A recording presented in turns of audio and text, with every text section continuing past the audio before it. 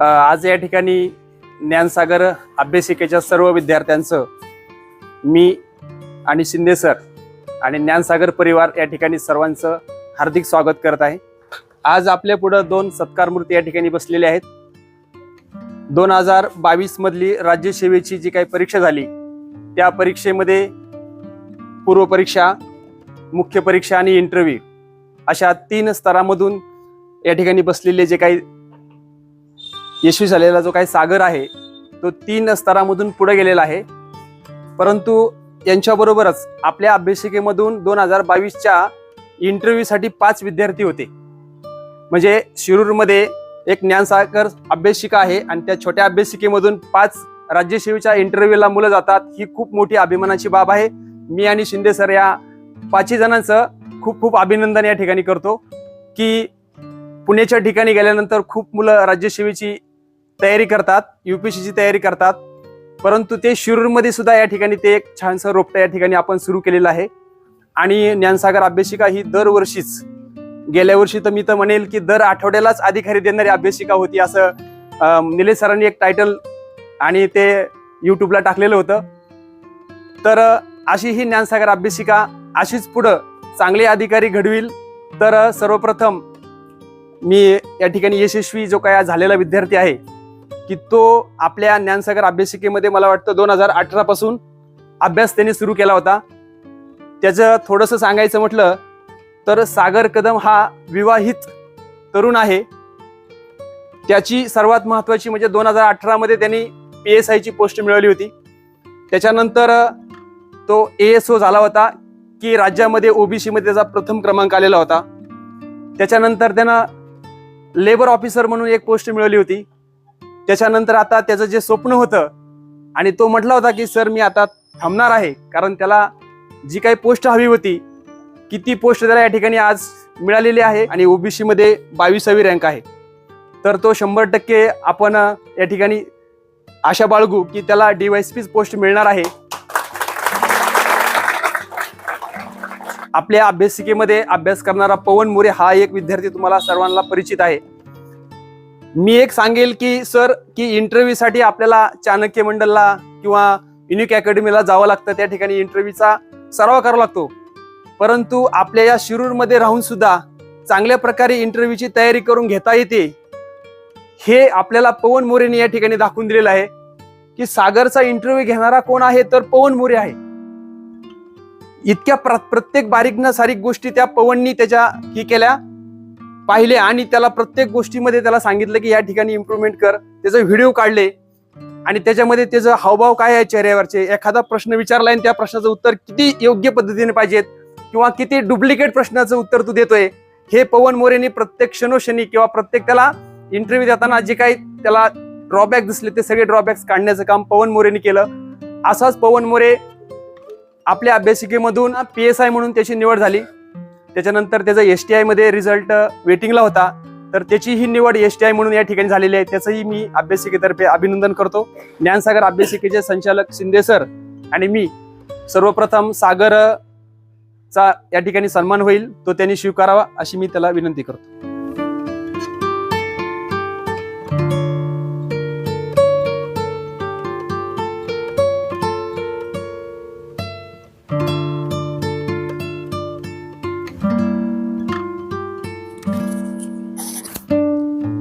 विद्यार्थी मित्र, आपण सर्वजण पाहतोय की गेल्या 3-4 वर्षामध्ये सागर सर आपल्या समोर आहेत, पवन सर आपल्या समोर आहेत आणि अतिशय चांगल्या पद्धतीने अभ्यास करून यांनी एकामागून एक पोस्ट मिळवलेले आहेत। पवन मोरे सरांचं सांगायचं झालं तर त्यांचा सत्कार बाकी राहिला होता।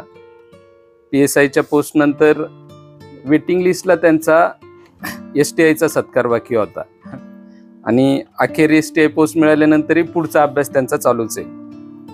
तर आपल्याकडनं राज्यसेवेला 5 विद्यार्थी या ठिकाणी इंटरव्ह्यू दिलेले आहेत। त्याच्यापैकी सागर कदम सर होते, गोरक्ष गाजरे सर होते, अनिल शिंगाडे सर आहेत, धनेश बनकर आहेत आणि डॉक्टर पोटगन सर आहेत।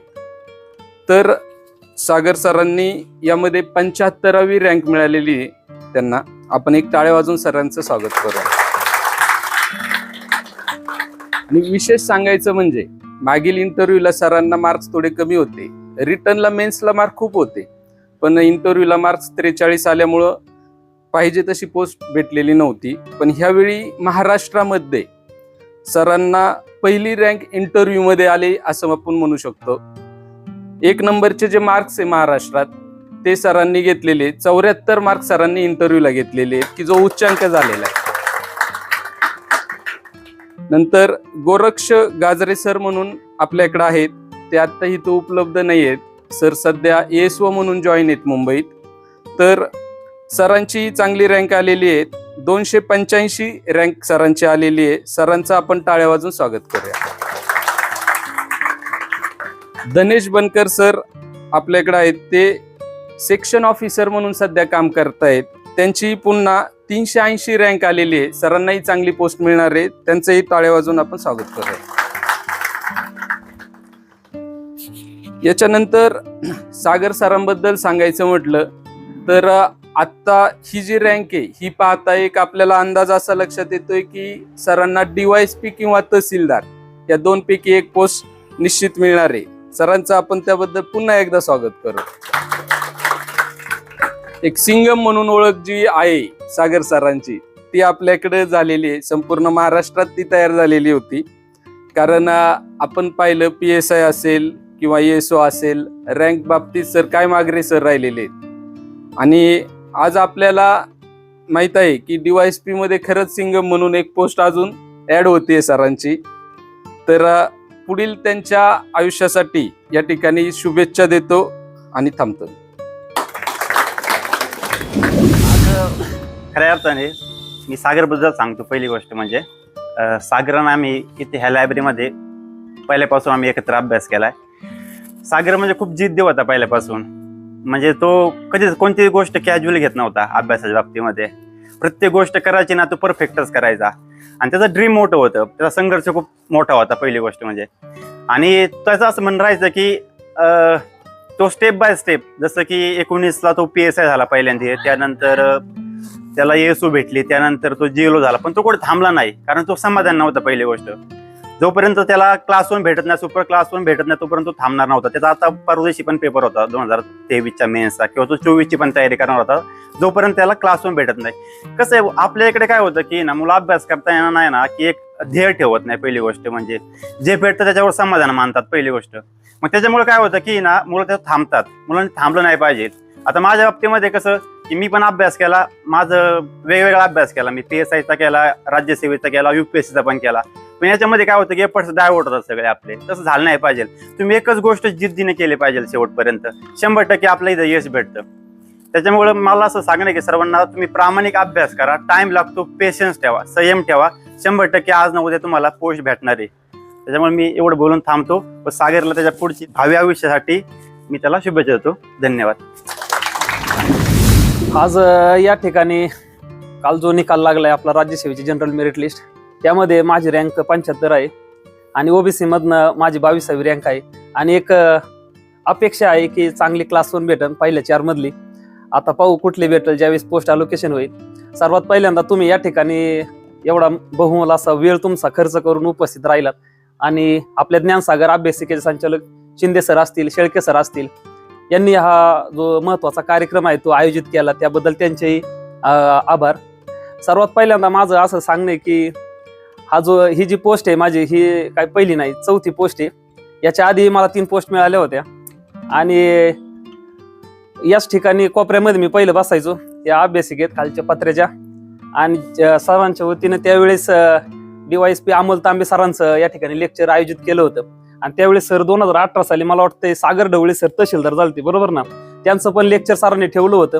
आणि आम्ही पण म्हणजे मी स्वतः कुठंतरी असं स्वप्न पाहिलं होतं की अशी संधी आपल्याला पण भविष्यात मिळू शकते का, की आपण असं अधिकारपद मिळावं आणि कुठंतरी काहीतरी चांगल्या गोष्टी करण्याची किंवा समाजासाठी काहीतरी आपलं जे देणं लागतंय ते देण्याची आपल्याला संधी मिळू शकते का, असा प्रश्न त्यावेळेस मला पडला होता.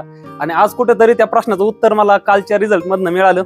आणि म्हणजे खरं जर सांगायचं म्हटलं तर हा जो प्रवास आहे, हा प्रवास काही 1-2 वर्षांचा नव्हता, तब्बल मला पण 8 वर्ष लागले. इथपर्यंत पोहोचण्यासाठी. आणि राज्यसेवेचा हा माझा 4था इंटरव्ह्यू होता. ॲक्च्युली 2019ला मी फर्स्ट इंटरव्ह्यू दिलता, त्यावेळेस 7 मार्काने नायब तहसीलदार पोस्ट राहिली. सेकंड अटेम्प्टला 2020ला मला मेन्सला खूप चांगले मार्क्स होते. आणि मी 20चं ना, आपण नाही म्हणत का एक भाकरीच्या मागं पाळण्याच्या नादात आपण अर्धी भाकरी सोडून देतो, तर मी कुठेतरी परत 21ची तयारी करायला लागलो आणि 20चा इंटरव्ह्यू मी सोडून दिला. आणि म्हटलं आपल्याला किमान 50 तरी मार्क्स देतील आणि कुठली तरी पोस्ट आपल्याला मिळेल, या हिशोबाने मी गेलो इंटरव्ह्यूला आणि 43 मार्क्स आले. काही तयारी न करता 43 मार्क्स दिले. 0.75 मार्क्सनी माझी पोस्ट राहिली. त्यावेळेस मी अक्षरशः उद्ध्वस्त झालो होतो. मला नेक्स्ट त्याआधी मला PSI भेटली होती. मला PSI जॉईन करण्याशिवाय काही ऑप्शन नव्हता. आणि PSI जॉईन करणं म्हणजे आपले जे स्वप्न आहेत राज्यसेवेतून पोस्ट मिळवणं ते कुठंतरी बाजूला पडणार होतं, याची जाणीव होती. मोरे सर असतील किंवा आमचे IAS अभिजित पाटराय सर असतील, पाटील सर असतील, गणेश सर आहेत, या ज्ञानसागर अभ्यासिकेमध्ये असा मित्र परिवार मिळाला की त्यांनी मला वेळोवेळी खूप मोठं आणि हे मानसिक दृष्ट्या खूप आधार दिला. म्हणजे ते जर माझ्या आयुष्यात नसते तर मी कदाचित आज या ठिकाणी तुमच्या समोर भाषण करत नसतो. तर त्यांचं सुद्धा म्हणजे असे काही आयुष्यामध्ये मित्र पाहिजेत की तुमच्या संकटाच्या वेळी ते तुम्हाला पावली मदत करतील आणि तुम्हाला जो योग्य रस्ता आहे पुढला ते तुमच्या अंधारात तुम्हाला उजेडाचा एक मार्ग बनतील. माझ्या आयुष्यात असे मित्र मला मिळाले, त्याबद्दल मी खरंच देवाचा पण ऋणी राहील. आणि त्यानंतर मला सहाय्यक कक्ष अधिकारी पोस्ट मिळाली. मी मंत्रालयात जॉईन पण केलं आणि त्याआधीच राज्यसेवेचा इंटरव्ह्यू झाला 21चा. आणि त्या ठिकाणी आता 27 फेब्रुवारी लिस्ट लागली. माझा रँक होता 220, पण मला ते 220 रँकवरती पोस्ट मिळणार नव्हती याची जाणीव झाली. आणि परंतु नशिबाने ऑप्टिंग आउट झालं. ऑप्टिंग आउटचा ऑप्शन MPSCने उपलब्ध करून दिला. त्यामध्ये मला गव्हर्नमेंट लेबर ऑफिसर राज्यसेवा 2021 मधनं मिळाली. आणि त्याच पदाचं आता माझं प्रशिक्षण सुरू आहे वनामती नागपूर या ठिकाणी. आणि 22चं जर सांगायचं म्हटलं तर 2020च्या राज्यसेवेच्या ऍडमधून मला एक खूप चांगला असा धडा मिळालेला होता. MPSCच्या प्रवासात मी एक गोष्ट ठामपणे सांगू शकतो की तुम्ही ज्या चुका करता, चुका प्रत्येक जण करतोय, पण त्या चुका आपल्याला शोधता आल्या पाहिजेत की मागच्या एक्झाम मध्ये आपल्या चुका काय झाल्यात. आणि त्या चुका शोधून जो तो त्या चुका टाळतो तो 100% सक्सेसफुल होतो. तर मी ती एक गोष्ट शिकलो होतो की आपण इंटरव्ह्यू सिरियसली घेतला पाहिजे. आणि मागच्या 2 वर्षांमध्ये 73 पर्यंत हायएस्ट इंटरव्ह्यूला मार्क्स दिले होते असतो. ज्यावेळेस गेलो त्यावेळेस खूप चांगला इंटरव्ह्यू झाला. 10-11 मिनिटं इंटरव्ह्यू चालू होतं, ते सरांनी माझा 20 मिनिटं इंटरव्ह्यू घेतला आणि खूप चांगले क्वेश्चन विचारले. तयारी चांगली असल्यामुळं अँसर पण साहजिकच चांगले देता आले.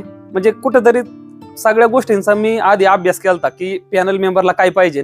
तसं सरांनी सांगितलं की मोरे सर, पाटील सर असतील, यांनी वेळोवेळी सगळ्या गोष्टी मला जाणून दिल्या. बघ तुमच्यामध्ये काय निगेटिव्ह पॉईंट्स कुठले आहेत, कुठल्या गोष्टीवरती काम करण्याची गरज आहे. तर त्या सगळ्या गोष्टींवरती मी काम करून गेलोच होतो. परंतु असे काही संधी तुम्हाला इंटरव्ह्यू पॅनल देत असतं की तुम्हाला तिथल्या तिथं कॅच करता आले पाहिजे आणि तुम्हाला तिथं 6 मारता आला पाहिजे. ते जर तुम्हाला जमलं झालं तुम्ही विन झाले त्या ठिकाणी. आणि जसं आपली ग्रामीण लँग्वेज जसं मी बोलतोय सेम असं तुम्ही रिअल तिथं बोला. म्हणजे असं नाही का तुम्ही काहीतरी कृत्रिम बनून आलेत आणि खूप असं पुणेरी भाषा बोलण्याचा प्रयत्न करतायत, हे पकडलं जाते. जे तुम्ही रिअल आहे ते रिअल सांगा, त्यांना अपील होते सगळ्या गोष्टी. आणि मार्क्स बघितले 74 आले आणि रँक 75. दोन्ही एकाच ठिकाणी जुळवून आलेत. म्हणजे तुम्ही असं म्हणू शकत नाही की मी क्लर्कची तयारी करतोय, मला गरज नाही अभ्यासाची. तुम्ही तितक्याच एफर्ट्सनी तितक्याच फोकसनी प्रत्येक एक्झामची तयारी केली पाहिजे. असं नाही का आता पहिल्यासारखं राहिले नाही. मी ज्या वेळेस MPSC सुरू केली होती त्यावेळेस आम्ही असं सहज म्हणायचो एखादा सब्जेक्ट जरी स्किप केला तरी आपण पास होऊ शकतो. पण आता जर मेरिट जर पाहिलं तर त्याची जाणीव तुम्हाला प्रकर्षाने होईल की तुम्ही मायनर पॉईंट सुद्धा स्किप नाही करू शकत. तुमचा पॉईंट 25ने, पॉईंट 50ने तुमचा रिझल्ट जाऊ शकतो. तर ह्याच गोष्टी आहेत सगळ्या की अभ्यास तर प्रत्येक जण करत असतो, परंतु MPSCला रिक्वायर्ड असणाऱ्या थोड्या बाकीच्या पण गोष्टी आहेत. जर सरांनी मला सुरुवातीला सांगितलं की त्या गोष्टी मी तुमच्याबरोबर शेअर केल्या पाहिजेत. तर जे आपण म्हणतो ना लॉजिक बिल्डिंग किंवा रिझनिंग, आपण जे MPSCला अनालिसिस करून MPSCचं प्रिडिक्शन काय, हे जे प्रिडिक्शन करण्याचं जे मेथड आहे ना ती स्वतःमध्ये डेव्हलप केली पाहिजे. की असा पर्टिक्युलर क्वेश्चन आहे तर MPSCचं आन्सर काय देऊ शकतं हे तुम्ही वारंवार PYQ वगैरे किंवा PYQ सॉल्व्ह करून स्वतःमध्ये डेव्हलप केली पाहिजे. हे दुसऱ्याने सांगून किंवा असा कुठंतरी नोट्स मार्केटमध्ये भेटल्यात त्याच्याबद्दल आणि ते वाचून ते तुमचं इम्प्लिमेंट होत नाही स्वतःमध्ये. तुम्हाला स्वतःला शोधावं लागेल. त्यावेळेस तुम्ही तिथं जाऊन ज्यावेळेस एक्झाम असताल त्यावेळेस ते व्यवस्थितपणे इम्प्लिमेंट करू शकता. म्हणजे स्वतःचे 2-3 विचार मांडण्याची जी संधी दिली त्याबद्दल ज्ञानसागर अभ्यासिकेचे आभार मानतो आणि सर्वांना पुढील वाटचालीसाठी माझ्याकडून शुभेच्छा. आणि भविष्यात या ठिकाणी आता 2च अधिकारी आहेत, भविष्यात इथं एक अपेक्षा व्यक्त करतो की इथं जागा पुरणार नाही खुर्च्या मांडण्यासाठी. तर सर्वांना पुढील वाटचालीसाठी शुभेच्छा.